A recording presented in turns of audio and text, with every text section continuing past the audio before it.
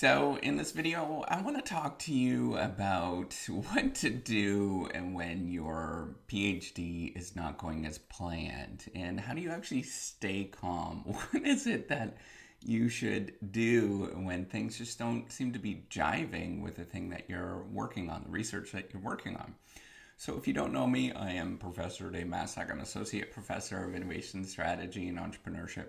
And I created this whole reciprocity project to give back as much as I possibly can. There are so many people to help me out that I want to pay the favor forward to help you out as much as I possibly can. So I created this sharing economy editing platform. Go check that out. You can get feedback on your writing. That's why I created reciprocity.com in the first place. And now I've got all of these different YouTube videos and all sorts of stuff out there. So go check it out.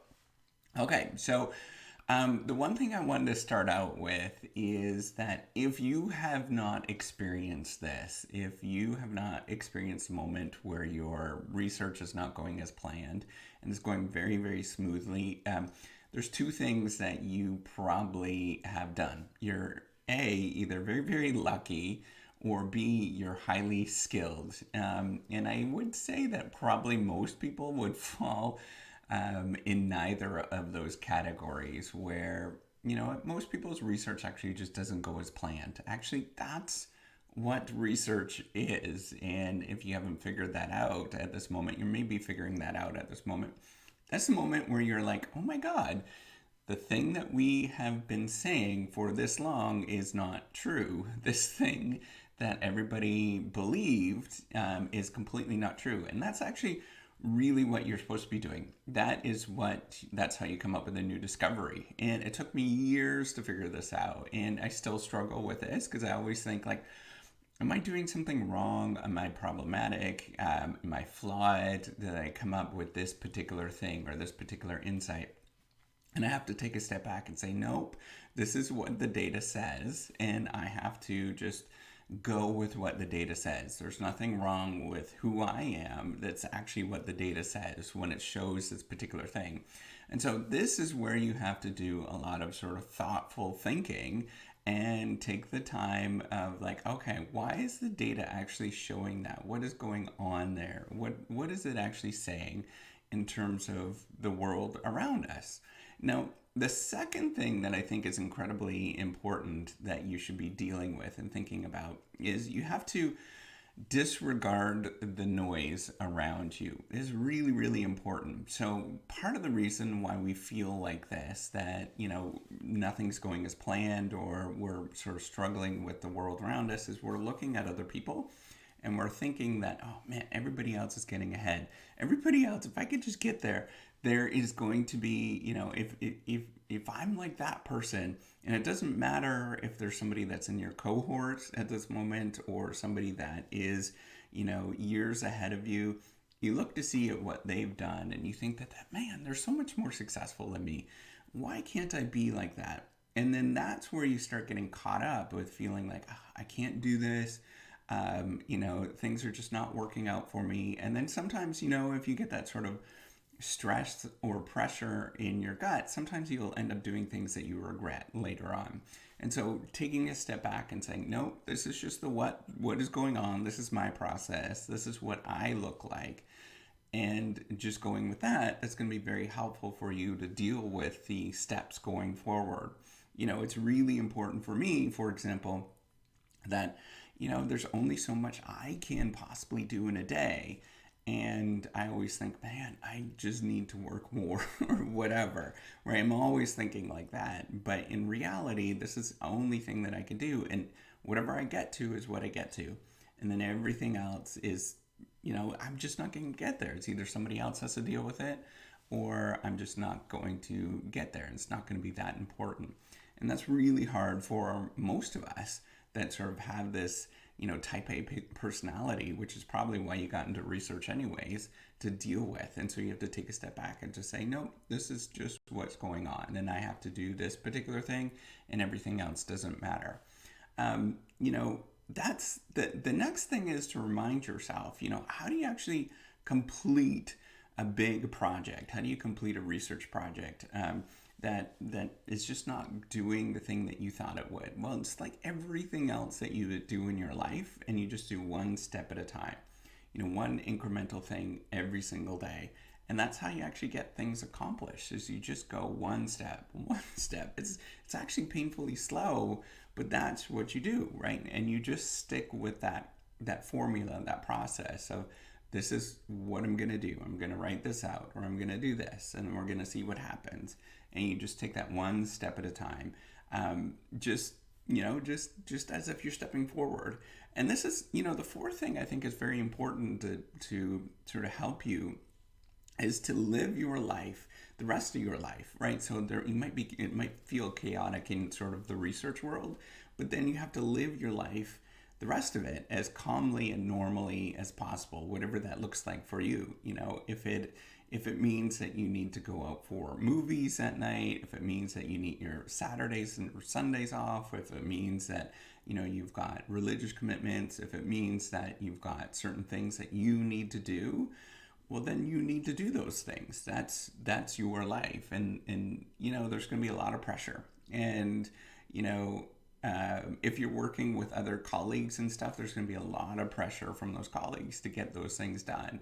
I mean, I feel like that, right? Like then I need to execute on those things, or sometimes I'll do that to other people, where I'm like, oh man, why aren't they doing this thing? But they have their thing that they need to do, and whether it is that they need to go to a movie at night or whatever, that they need to relax, that's their thing. And that sort of calmly and normally as possible, I think, is going to be very helpful for you. Another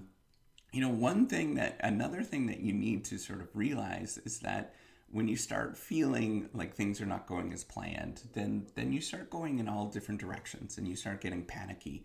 But really what you need to do is just focus on the one thing at a time. And what I've learned is that simplicity and focus is really the name of the game.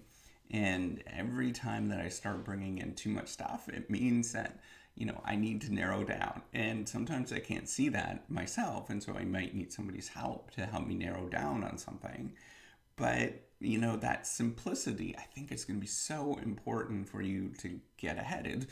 Really, you don't realize how complicated things actually are until you start breaking it down. And it might be the most simplest thing, and you're focused on something, and then you start doing it, and you're like, man, this is actually a lot more complicated than you think. And then you still got to make it more simple, until it becomes even extremely simple, until it becomes something that you can see.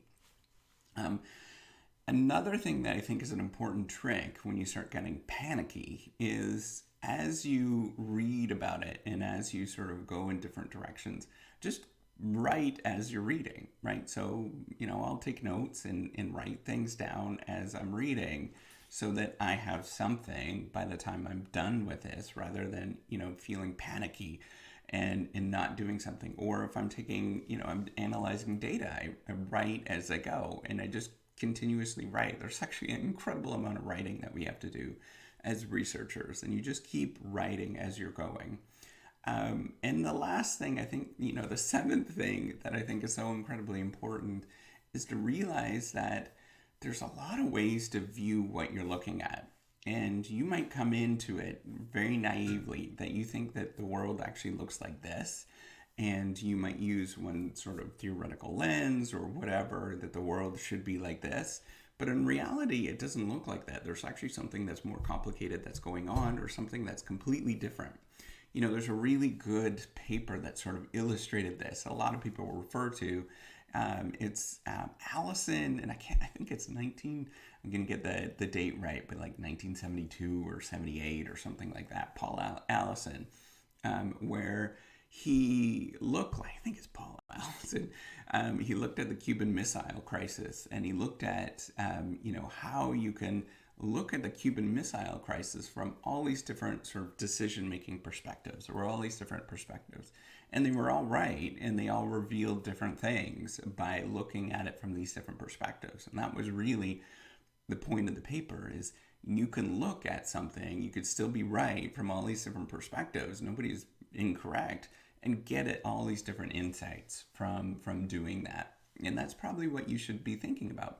And I think that's why I do personally have a little bit of problems with sort of straight hypothesis testing, where we think that it, like where it's really hardcore hypothesis testing, you don't know what you're looking at until you actually look at it and you get insight from other people.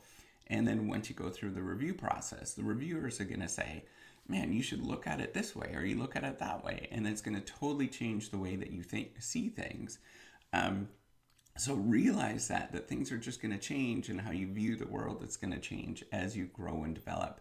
And it's not really, and that's actually what you should be doing. That's what you're learning, right? Like, that's the learning process.